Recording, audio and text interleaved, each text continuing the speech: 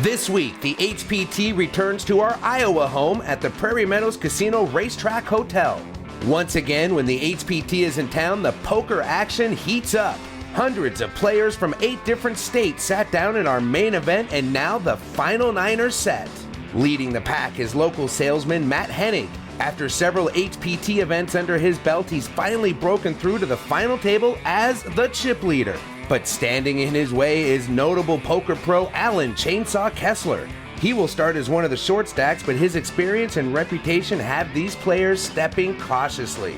Over $50,000 in HPT immortality await the last player standing. This is the HPT. Sit right down, put on your poker face, you with the big dogs now. Better bring your best game, talk trash all you want. To me it's all the same, you won't leave with much when you come in second place.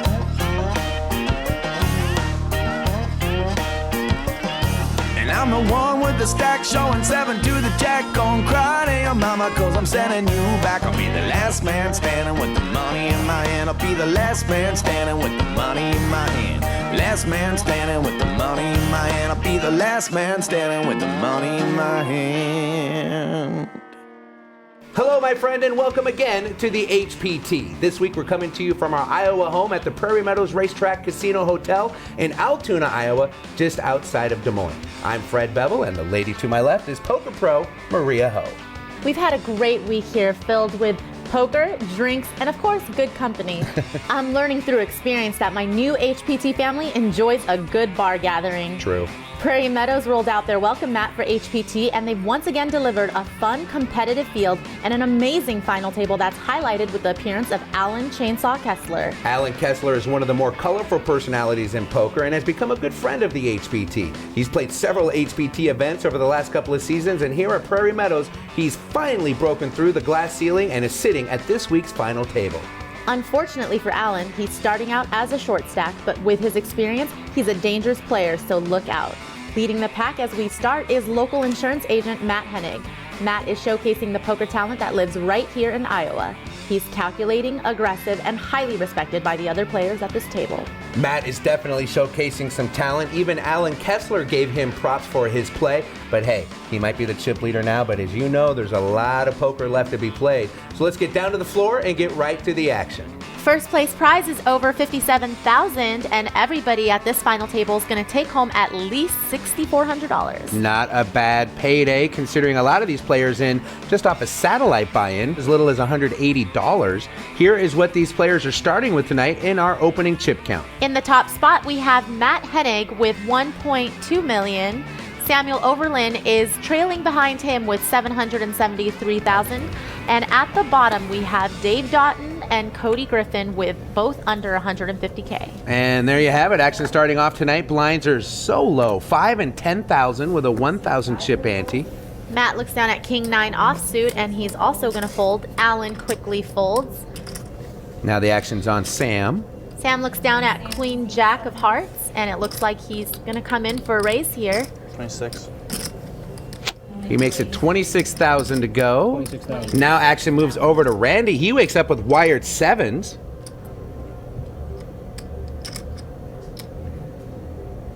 He's going to look over at Sam, check him out a little bit, see if he could get any physical reads. I think physical tells are definitely an important part of the game, but it is nowhere near as important as bet sizing and other kinds of tells. Well, Randy's going to put the pressure on. He's going to raise it up now, makes it 65,000 to go. 65,000. Action now moves over to Dale Berger. Randy's electing to get a little bit more aggressive with this hand. He's going to 3-bet Sam's late position open with the 7s.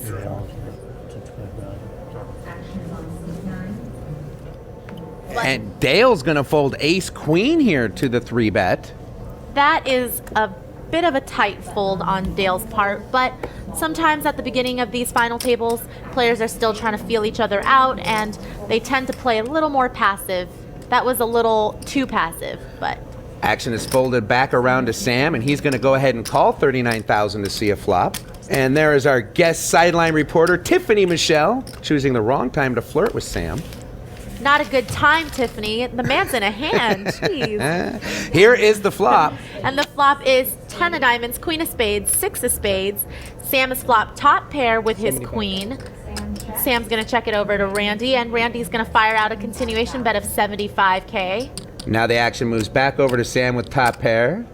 I think Sam should just check call here and play it a little more cautiously because Randy did 3-bet him before the flop, and Sam's not quite sure where he's at.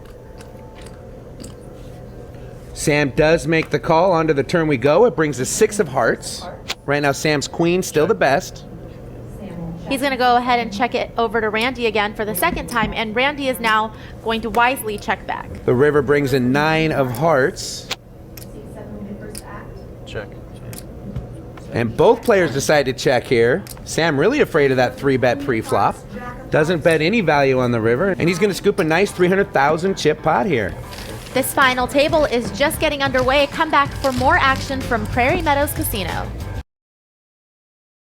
Welcome back to the HPT. I'm Tiffany Michelle. Let's get back to the action. Thank you, Tiffany Michelle, our guest sideline reporter here this week. Let's take a look at the updated chip count. Matt Hennig is still in the top spot with just over 1.2 million, with Sam Overland not too far behind him. And it's a close race towards the bottom 4 ways between Alan Kessler, Randy Perkins, Dave Doughton, and Cody Griffin. That is not where you want to be tied. At the bottom, Alan Kessler, probably the most experienced player at this final table. These players are stepping cautiously around Chainsaw.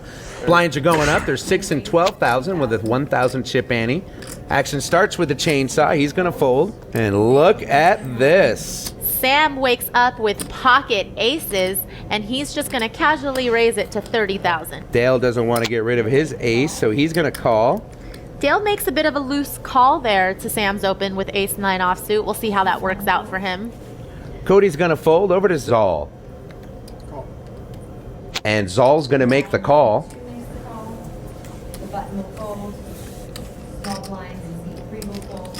Action's being folded over to Matt Hennig. He's going to make the call. Maria, I'm pretty sure Sam didn't want this much traffic going along with his aces. No, but you know what? Sometimes players complain about not getting enough action with aces, and now he's kind of getting too much action. Flop comes Jack 6 jacks with a couple of hearts.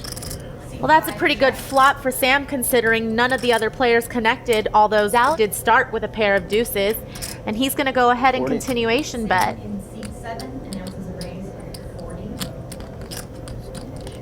40,000 is the bet from Sam. Over to Dale now. I think Sam decided to make his sizing a little bit on the small side because it's a pretty dry flop for his aces, and he wants 1 or 2 people to come along this time. Well, you got Dale Berger to come along. Zal's going to fold. Matt also folds, so we're heads up now. Dale seems to believe his ace high is good here, and I think he wants to take this all the way to the river. The turn delivers a 5 of spades. And now Sam checks over to Dale. I think Sam's a bit afraid that Dale could possibly have a jack in his hand, and he's just going to proceed with caution. 75.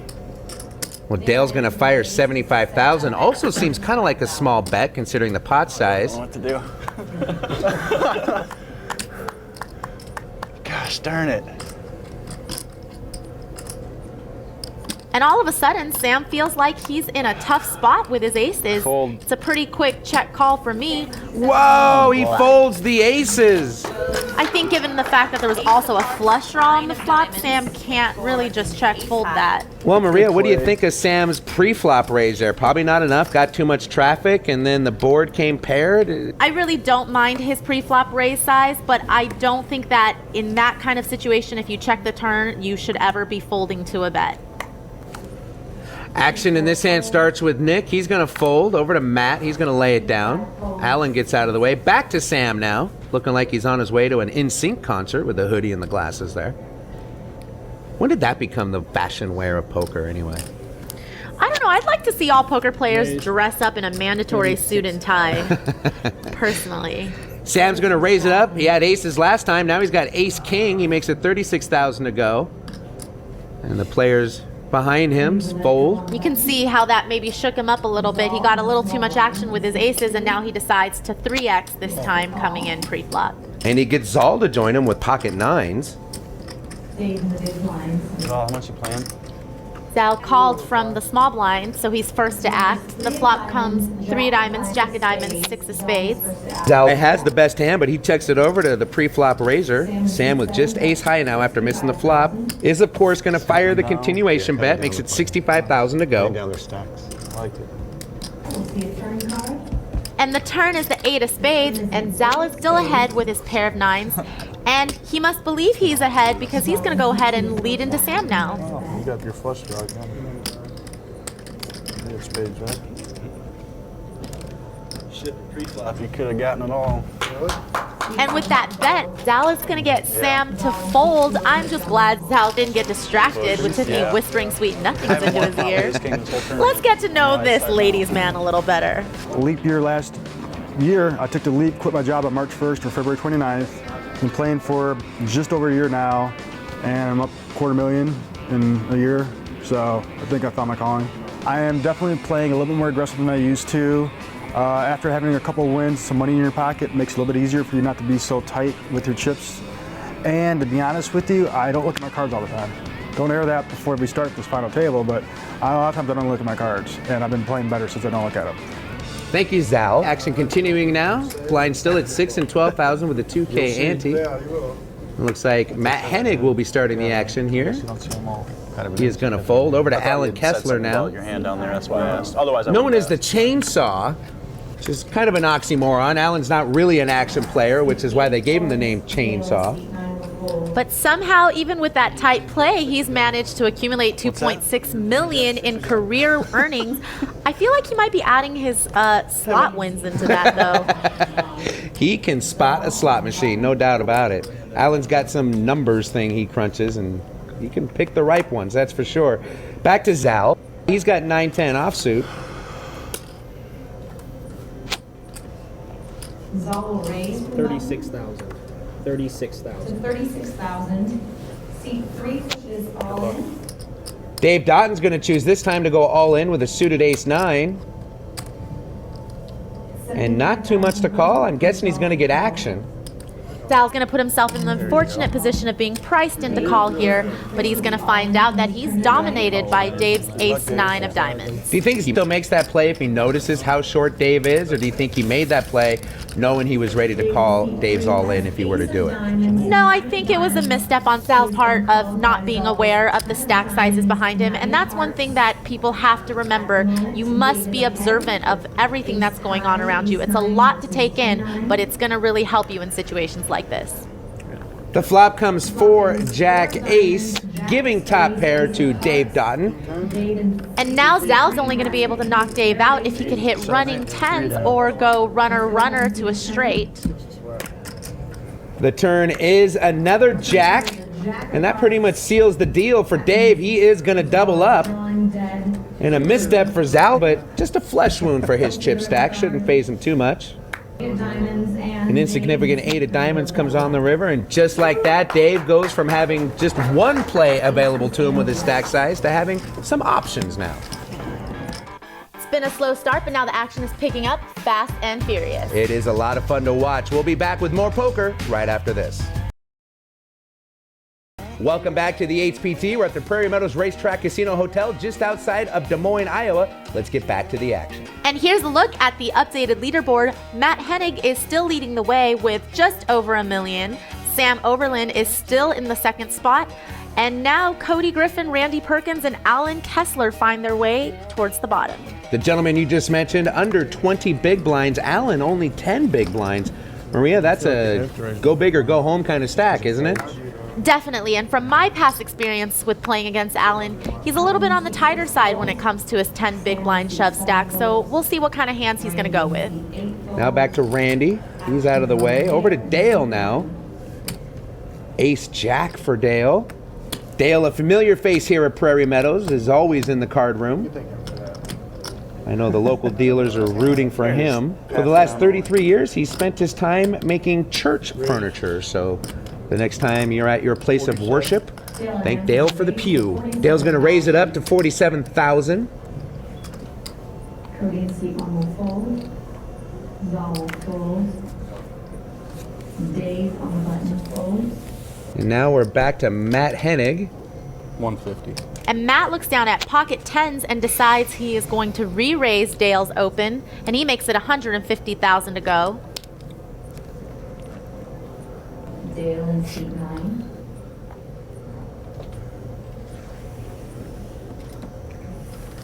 Raise. And Dale is going to 4-bet here.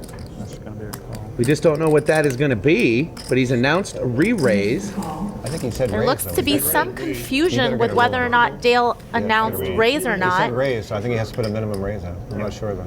I thought that's what was. I'm sorry. I thought It that seemed was like you 200. announced it after you pushed the In chip. poker, the rule is you have to either verbally declare before you have a motion, or you need to put out the exact amount. So Dale wanted to raise, but they wouldn't let him. The flop comes 7-7 king rainbow. King of hearts. Good thing he wasn't able to raise because he missed the flop with ace jack. Matt announces a bet of And Matt, first to act here, is not going to be afraid of him wanting to re-raise a pre-flop. He's going to fire out 200,000.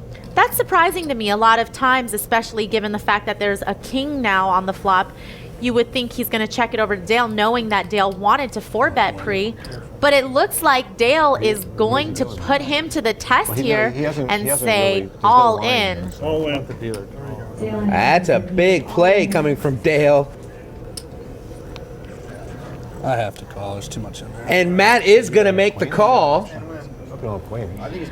Even with a king-high board, he figures I must be good. That's kind of surprising to me. I mean, Dale wanted to re-raise a pre-flop. He goes all in after a lead-out bet on the flop. And Matt has actually priced himself in with his bet size on the flop. He didn't like it, but now he seems to feel fairly good about that. 10 of hearts. Well, Matt hoping to fade the ace of the jack to make his good read even better. The turn brings a jack, and just like that, his hand is crushed. Matt's going to need a 10 on the river in order to deliver the knockout blow. Otherwise, Dale's play is going to actually get him to double up to a nice stack here. And here comes the river. It is an ace of spades, and boy, why can't good calls get rewarded in this game? Dale is going to win it, double up to almost $1 million in chips. Dale definitely got lucky there, but I think after he wasn't able to 4-bet pre-flop, he just wanted to commit himself to the hand. Well, it's better to be lucky than good. That's what I've always said. Well, you're definitely luckier than good, Fred. Yes, in a lot of things in my life. Dale this time folds the Doyle Brunson. Action moving over to Cody Griffin, one of the short stacks. He's got 10 jack offsuit. He folds over to Zoll, wearing a very stylish shirt. Robert Graham. Action behind him folded. Now we're back over to Matt Hennig. This time it's ace-7. Matt actually says he has a cat named Doyle, which, that's a cute name for a cat, I guess. It's better than naming a cat Texas Dolly, I suppose. 33. Well, Matt is going to raise it up. He makes it 33,000 to go. And here it is. Alan Kessler's all in. Alan decided to make his 10 big blind stand here with ace-9 off from the small blind. This is a very standard 3-bet shove all in with his stack. I expect Matt to call. It's not much more. The fact that Matt didn't snap call Alan must make Alan feel pretty comfortable, and now I think he wants the call. And Matt indeed calls. I haven't looked at the other one. They're about 50-50. There's a possibility for a chop pot here, but most likely Alan's kicker is going to end up playing. Well, Alan's got to feel pretty good about his hand going into the flop. Let's see if he can fade the 7. Here comes the flop. And the flop is 7, 4, deuce, and Matt, just like that, is going to steal the lead away from Alan. Alan is not done yet. He can find a 9 on the turn of the river. Alan doesn't look too happy about this reversal of fortune, and now with the turn being a 7 of hearts, Alan's double-up opportunity is officially over, and he is eliminated in 9th place. They call him the chainsaw. He's got almost $3 million in career earnings, and we see him a lot on the HPT, so if you see him at your table, look out. Let's hear what he has to say about the players and the play so far at this final table. I'm really disappointed. I was just waiting for a good spot. Finally, the button, who was pretty active, opened, and I only looked at one card, the ace of spade, and I shipped all in for my last, like, 110,000. And he crying called with an ace-7. So I didn't even know what card I had, but it winds up I had ace-9, which is a really good favorite against ace-7. And the flop had a 7, and the turn, for good measure, also had a 7. Thank you, Alan. I'm sure we'll see you again very, very soon. Blinds continue on at 6 and 12,000 with a 2,000 chip ante. And this is Cody Griffin. The short stack is going to let a suited ace go by. Now it's on Dave Doughton. He folds. Over to Nick with the pocket kings. That's always a good feeling when you wake up with a big wired pair. And Nick is going to raise it to 36,000 with his kings. Matt's going to take this hand off. Over to Sam. Sam looks interested, and it's because he has ace-4 suited.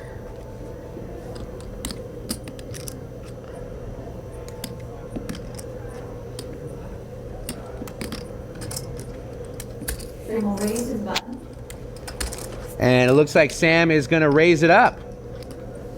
Makes it 85,000 to go. Maria, what do you think of that 3-bet? I like it. I think although Nick has been fairly tight, Sam hasn't really re-raised at all yet. So he's hoping that this 3-bet will get through here. Unfortunately, it's bad timing. As we can see, Nick has pocket kings. Randy, with even worse timing, decides to go all in with Jack-King offsuit. And now Dale in the 9 seat announces a raise. He's got pocket queens. We got a big hand brewing here, Maria. Dale decides to 4-bet with his queens, and Nick quickly moves all in. Okay. Sam is going to get rid of his ace-4. Randy's all in, and he can't feel too good about his hand with the action around him. No, definitely not. And Dale doesn't even have an easy decision here with queens. I'm due, right? Little one. $150,000 raise. Nick 5-bet all in here. Dale has to feel like he's behind. And you know what? We got to applaud Dale for being able to lay those queens down right there. That's a big laydown. Real big laydown. So here we go. Heads up. Nick's king's way ahead. Randy hoping to spike a few jacks on the flop here.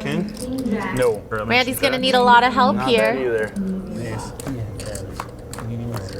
And here comes the flop. It's deuce, ace, deuce with a couple of clubs. No help for Randy. I think he probably wins too. You can see Randy's percentage graphic down to 1%. That's not good. And a deuce of hearts comes on the turn, and you would think that's all she wrote, but actually Randy has a couple chop outs with an ace or a deuce. Well, Randy hoping to do a cat impression and pick up another life here. Let's see the river. Oh, it is an ace. Deuces full of aces is the winning poker hand. Nick is counterfeited. My one time. And just like that, Randy goes from almost out the door to having a second life. More poker at this wild final table when we come back. Welcome back to the HPT at Prairie Meadows Casino and Racetrack. I'm Tiffany Michelle. Let's get back to the action. Well, with that crazy hand right before break, Randy Perkins is still alive, but still at the bottom of the chip count. Dale Berger is the chip leader, though, and there's a very close pack right behind him with Nick, Sam, and Matt all on his tail. We have seen quite a shift at this final table so far. Dale Berger now the chip leader, and Matt Hennig has gone from first to fourth. Blinds continuing at 6 and 12,000 with a 2,000 chip ante. Sam Overleen starts the action. He's going to fold. We're back over to Randy Perkins now. He's changed his eyewear. He folds. He's got some Fossil Man looking glasses on over there. They Maybe do look trying a to little Raymer-ish, don't channel they? a little bit of the HPT 4-time champion. We're over to Dave. He's going to lay it down. Now over to Nick. Nick is going to raise it up here from the small blind with the offsuited ace-5. Slight raise. A raise. 26. That's right. Yeah, 26. Matt Hennig in the big blind looks down at Queen 10 offsuit and is going to call and see a flop. Nick is 30 years old, resides in Oak Park, Illinois. Plans to use his prize money here at this final table into buying a house. It's always nice to see people using their prize money for productive stuff. Well, I've seen poker earnings used a lot less responsibly than that, so good for you. 10 of diamonds, king of diamonds, 9 of clubs is the flop. And that's a good flop from Matt Hennig. He's got second pair and a gutter ball. Nick is the pre-flop raiser, and he is going to continuation bet. He makes it 55,000 to go. Matt quickly calls here. Our turn brings us The turn is the 6 of clubs. The turn is a blank for both of these players. Right now, Matt has the best hand. Nick is going to slow down and check. Matt happy to oblige, checking behind. And the river is the queen of spades, which improves Matt's hand to 2 pair, queens and tens. But now Nick decides that he's going to take this opportunity to fire. 90,000. Nick choosing an unfortunate time to bluff the river here with just ace high. Matt can't really do anything but just call, though, as he's afraid Nick might have the jack, which he's trying to represent. Call. However, Nick only has ace high here and has been caught bluffing, so Matt's going to take this hand down.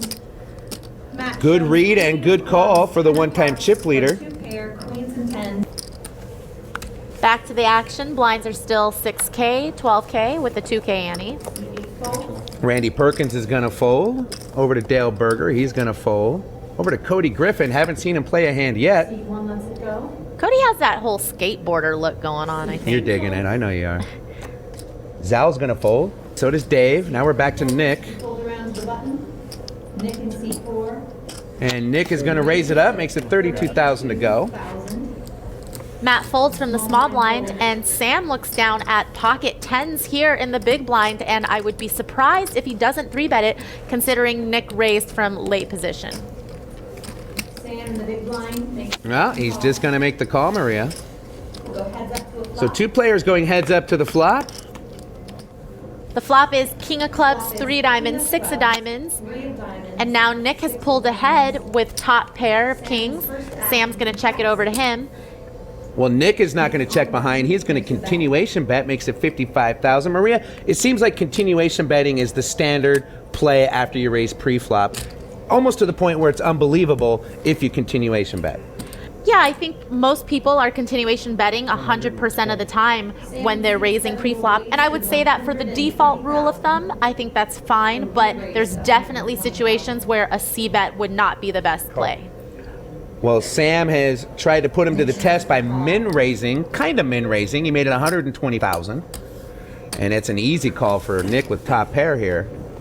It's a little bit confusing that Sam would elect not to 3-bet before the flop, but decide to get more aggressive with it now that there's an overcard to his pair. The turn brings a 5 of hearts, no help to Sam. 100. And he again is going to check over to Nick, and this time Nick's bringing the hammer down. He bets 100,000.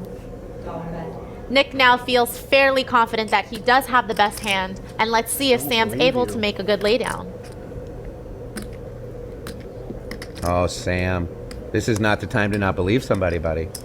And this is where I feel like if Sam did 3-bet before the flop, he would be able to have a better idea of where he's at. He's not sure if Nick has the king here, but there's not much he could do after Nick called his raise on the flop and is betting the turn here, and Sam is going to let it go. You know, Maria, the HPT hosts thousands of players over the course of a season, so we thought it'd be fun to introduce everybody to some of our favorites. Let's say hi to this week's player in the field, Mr. Craig Casino. I like the HPT. I said in an interview recently with you guys that it's like my home game now. I don't play on the river boats. I don't, spend time in a home game. So this is my home game. So I've had some success here, and I just like traveling around, especially when it's close to home.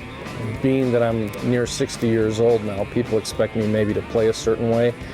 And I remember in Albuquerque, I got into a hand with Kathy Liebert, and I 4-bet bluffed her, and then everybody at the table wanted to see what the hand was, and she said, "You play like you're 22 years old." So I guess maybe I surprise people once in a while. I don't always play like that. I jump in and out of the different ways, but yeah, I've had a lot of success here. I've had 8 cashes. I'm shooting for 9 today, which would tie the all-time record for cashes, and you guys have been around since 2005, and I just started with you in 2010, so I'm pretty proud of the number of cashes I've had in that period of time. Craig's done quite well for himself on the HPT, and with a last name like Casino, it makes perfect sense. When we come back, more action from this final table. Welcome back. Let's check in on our final table. And as we take a look at the updated chip count, we see that there hasn't been a whole lot of movement with the remaining 8 players here, but with 3 players on the short stack, it looks like there's going to be a lot of action to come. Cody, Dave, and Randy all with 16 blinds or less in their stacks. Yeah, Maria, they're going to be doing a lot of moving here to try to chip up. Blinds a little bit higher now. They're 8 and 16,000 with a 2,000 chip ante. Action this hand will start with Dale Berger. He's got ace-9 offsuit. Dale's never met an ace he didn't love. He could have had anything right there. He's going to prove that point here by making a raise from what it looks like. Makes it 37,000 to go. Action now moves over to Cody. He folds, and look at this. King's making another appearance, this time in the hands of Dave Doughton. And Dave, who's second from the bottom in the chip counts, is probably just going to go ahead and shove all in. Well, he's not going to go all in, but he does raise, makes it 105,000 to go. Action now moves over to Nick. He folds over to Matt. He's got his cards capped and a button in front of him. And look at that. He's got wired aces. And now Matt's probably thinking, how do I get Dale to put more chips in this pot? And he decides that 4-betting Dave's 3-bet all-in is going to create some kind of reaction from Dale, but I think all that's going to do is make Dale fold his ace-9. Randy Perkins wakes up with jacks and he lets those go. That's a pretty big laydown. It's a pretty big laydown, but given the action in front of him, it's perfectly understandable and the right thing to do in this case. And Dave, of course, is going to make the call with pocket kings. That puts him all in. Now his tournament life is at risk, and you hear it from Randy. He's patting himself on the back saying, good fold. Randy only had 13 big blinds and was the shortest stack. That was an excellent fold by him, even with his 13 big blinds. Here comes the flop. It's 5-4-3. No help for Dave's kings. Dave's going to be hoping for a king on the turn or the river.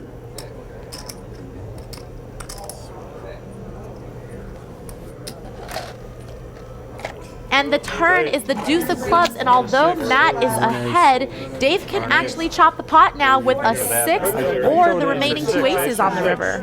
Dave hoping to get a second life at this final table, much like Randy did earlier. Let's see if he could hit a miraculous chop as well. Let's see the river card. The river comes to 7, almost, close but no cigar, and with that, his kings go down in flame, and so does his tournament life.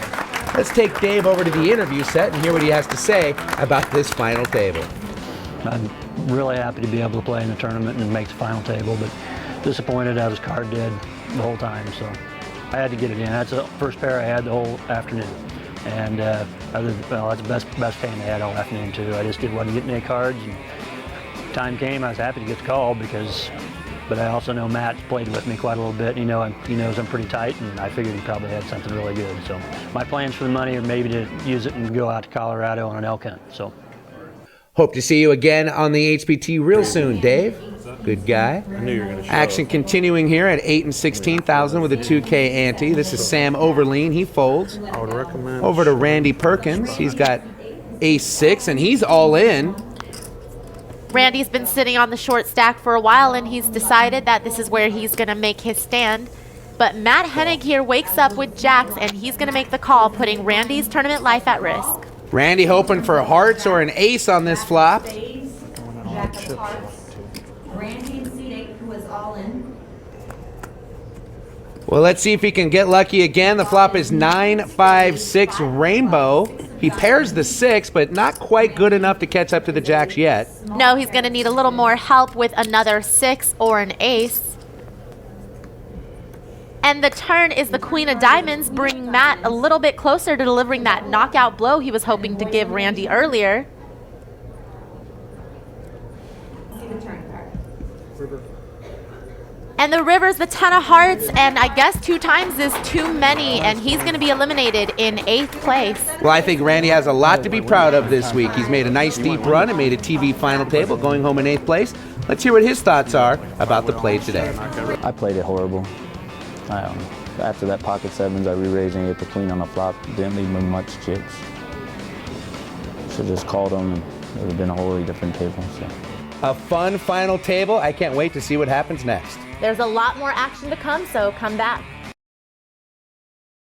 Thanks for coming back to the HPT from Prairie Meadows. Thanks for coming back to the HPT from Prairie Meadows Racetrack Casino on the road to a championship. Let's see how the remaining 6 players stack up in our latest updated chip count. Matt Hennig is in the top spot with and at the bottom we've got Cody Griffin. And at the bottom we've got Cody Griffin. Poor Cody hasn't had a lot to play with at this final table. Poor Cody hasn't had a lot to play with at this final table. In fact, Maria, I can't think of a hand he's played yet.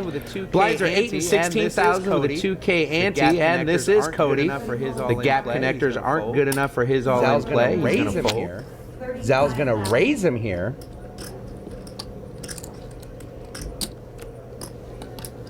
Matt Hennig here looks interested in this pot.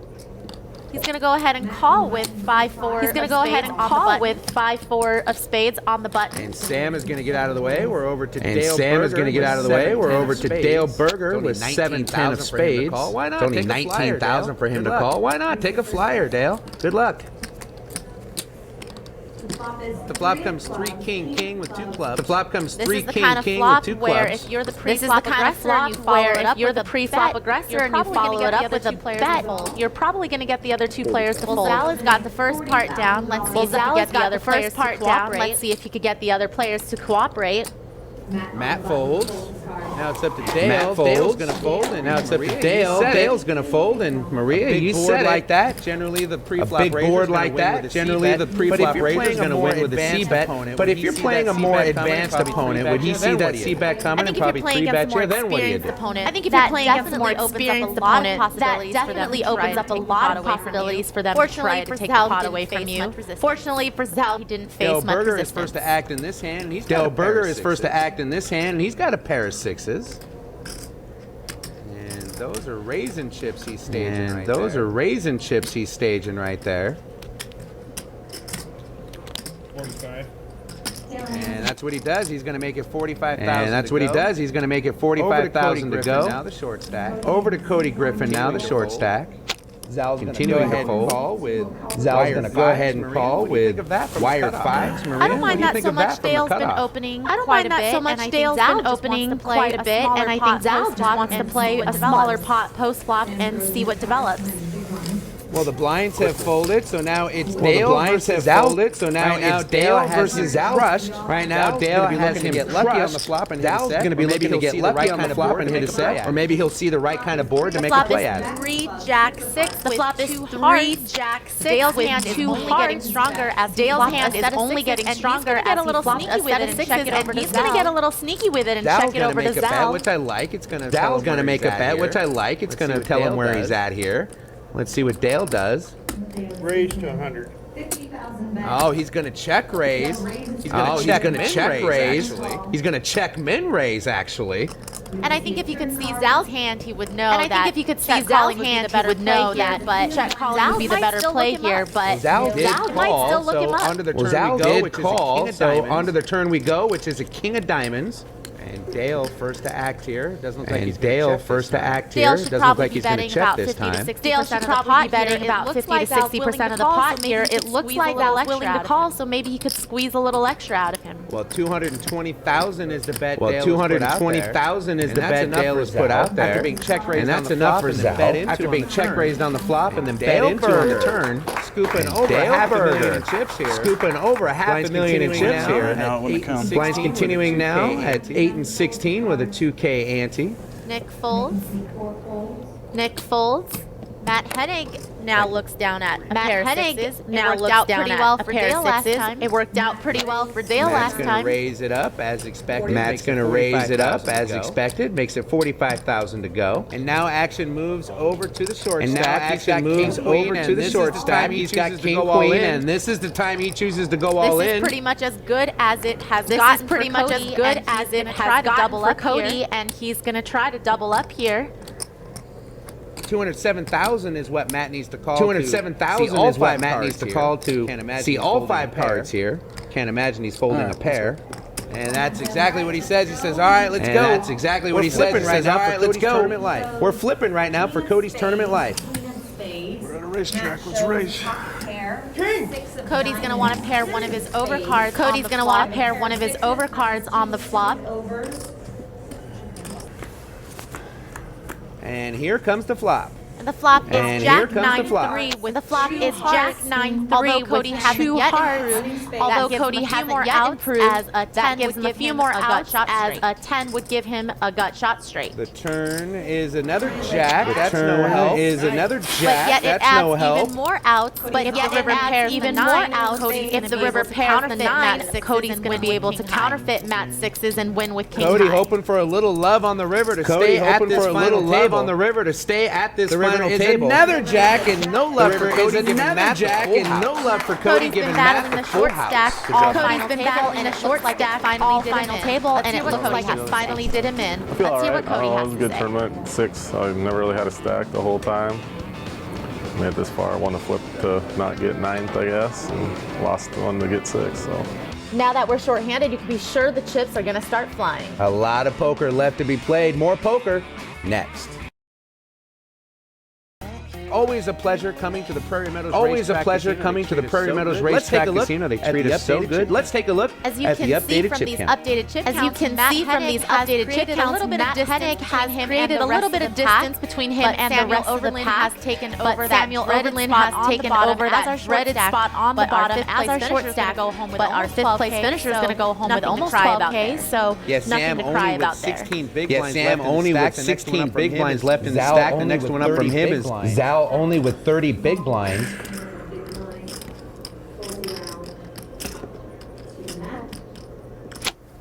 Matt being the chip leader and all, I would expect him to raise from the small blind with Jack 7 suited, but I think he's just going to wait until later to put the pressure on.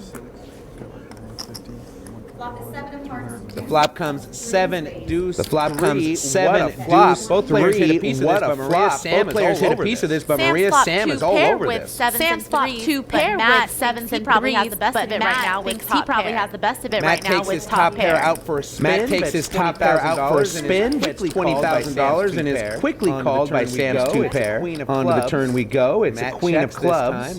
Matt checks this time over to Sam. Matt would bet again on the turn. Sam was hoping that Matt would bet again on the turn so he could raise him. Slows down, and now Sam's going to bet 35,000. And now Sam's going to bet 35,000. Oh, I don't know if I like this. Sam starts Sam starts table talking, and sometimes that's a show of strength. I love table talking. I love it. I love table talking.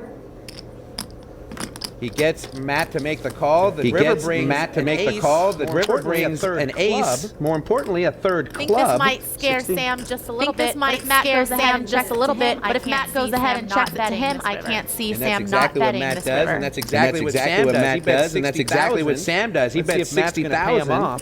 Let's see if Matt's going to pay him off. Mosquito-sized bet. It's really a mosquito-sized bet for the size of the pot here, but when he puts in his chips that aggressively, I